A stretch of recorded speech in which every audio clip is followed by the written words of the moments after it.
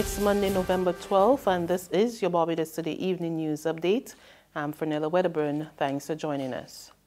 Two top officials of the Washington University of Barbados, who were on remand at HMP Dodds for the last few weeks, were granted $200,000 bail each today.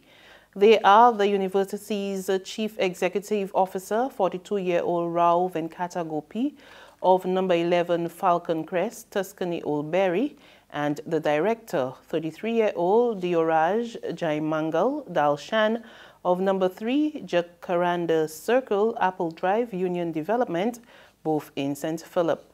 The two are accused in the District C jurisdiction with 3 counts of evading liability to Casa Grande Inc.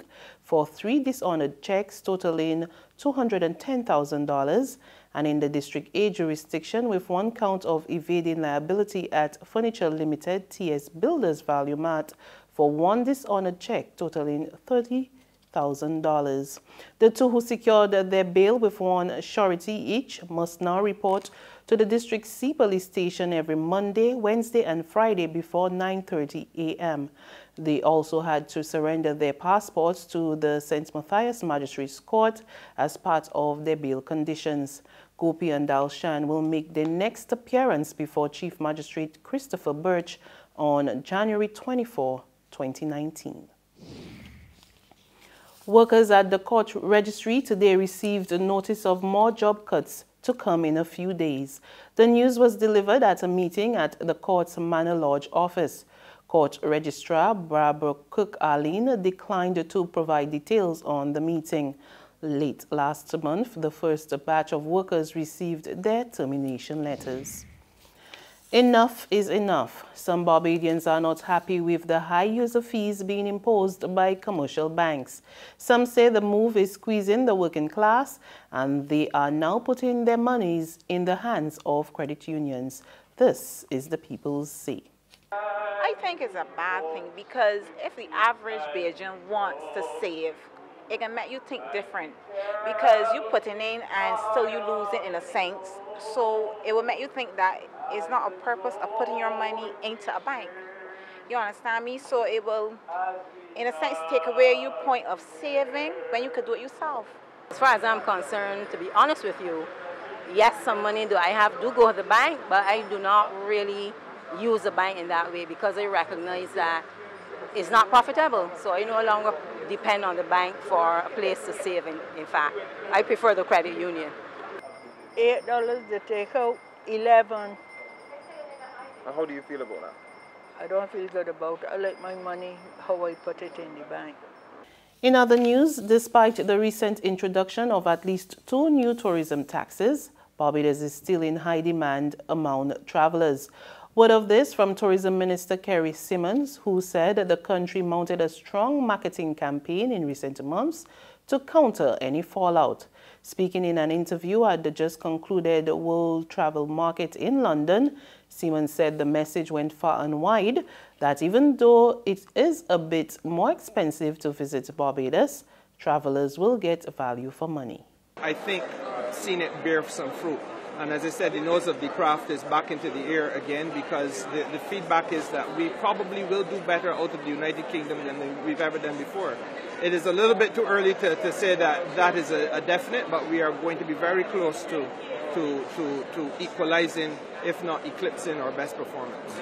Minister Symmonds said visitors to the island can expect to benefit from several innovations to enhance their experience this winter season. It meant, therefore, that there had to be some innovation which people feel and see immediately on arriving at the Grantley Adams International Airport. And we put a lot of emphasis in which is going to be felt this winter in terms of the efficiency of the throughput from the time you get off of that aircraft to the time you get into your taxi or wherever, to whatever form of vehicle to get out of the airport. And we want to reduce that period of time from what it used to be down by as much as 80% if that were possible. In addition to that, we felt that the experience in Barbados had to be refreshed, and we made a lot of emphasis on trying to find new product and to develop new products. And that's not easily done overnight. We have some coming on stream, The indications from the travel partners who've come to do an audit and an assessment is that it's very positive.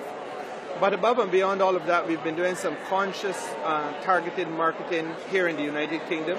And in fact, while I have been here, I've been really spending the whole of the last 2 days from 9 in the morning to 5 in the evening, meeting one after the other with travel partners to try to get an assessment of how they are feeling the performance.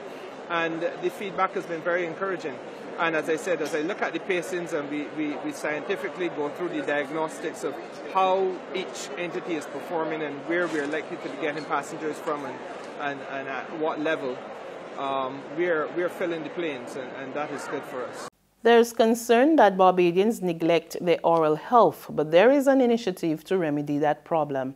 This afternoon, the Ministry of Health and the Massey Foundation launched a dental health promotion intervention targeting the island's 22 government-owned secondary schools.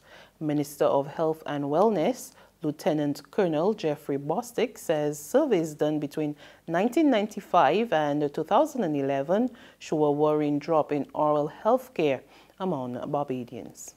A comparison of findings of surveys conducted by the Government Dental Health Services of Barbados in 1995, 2001 and 2011 revealed that there was deterioration in the oral health status of Barbadian children over that time period. While efforts were being made to address this growing problem in our primary schools through an education and rapid screening program, no such programs were in place for the adolescent population in secondary schools. We therefore welcome this initiative, which will seek to address this deficit. Chairman of the Massey Foundation, Lennox Prescott, says the foundation is targeting older students since they are vulnerable to practices that might have an adverse effect on their oral health. We believe that this type of reinforcement is necessary because teen years usually represent a higher risk stage for increased sugar intake and the experimentation with certain social behaviors, which can have an impact on their health. Therefore, it is wise to initiate contact with teens in this phase to offset such exposure and meet the need for such a timely intervention. To this end, it is our hope that this dental health intervention program, which will reach some 4,000 students over 2 academic years, will be the beginning of a dedicated dental health intervention at the secondary school level. There's regional and international news after this short break.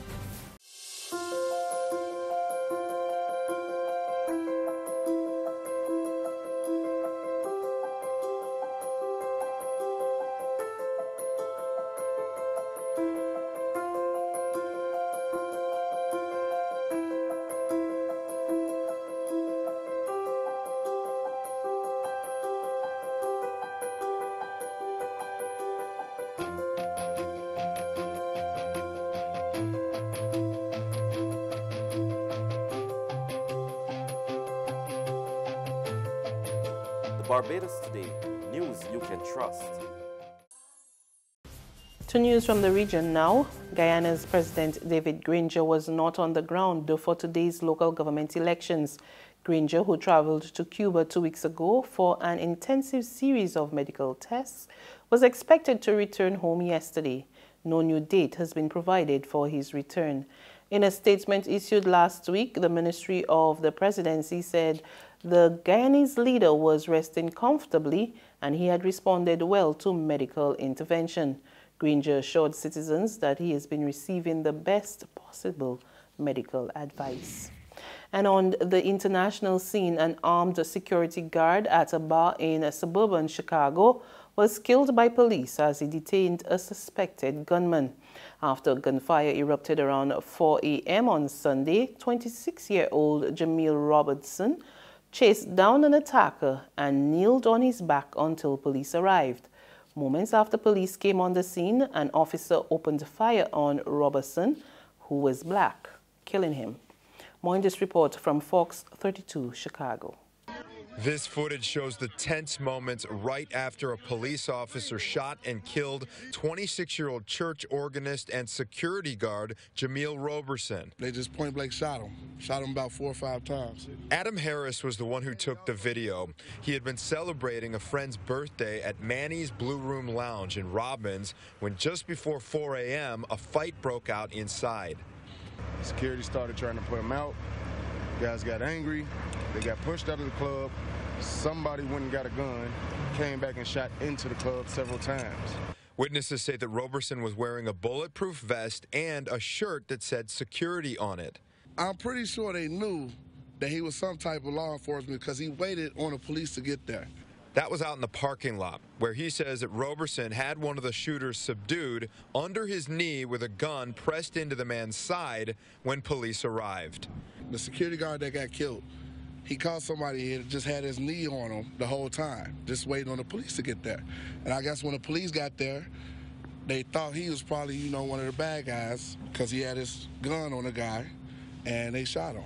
Why did you want to make sure this video was out there? I wanted to make sure this video so they could know what the police do. That it's true that they try to cover up murders right in front of our faces. And that's news, but for the very latest, visit our website at www.barbadostoday.bb. You can also subscribe to our e-paper, email updates, and like us on Facebook, and sign up for our breaking news alerts via WhatsApp. We're also on Izumi Media in bus terminals, as well as screenplay at supermarkets and gas stations near you. And you can also hear us on Mix 96.9 FM. I'm Fernella Wedderburn. Good evening.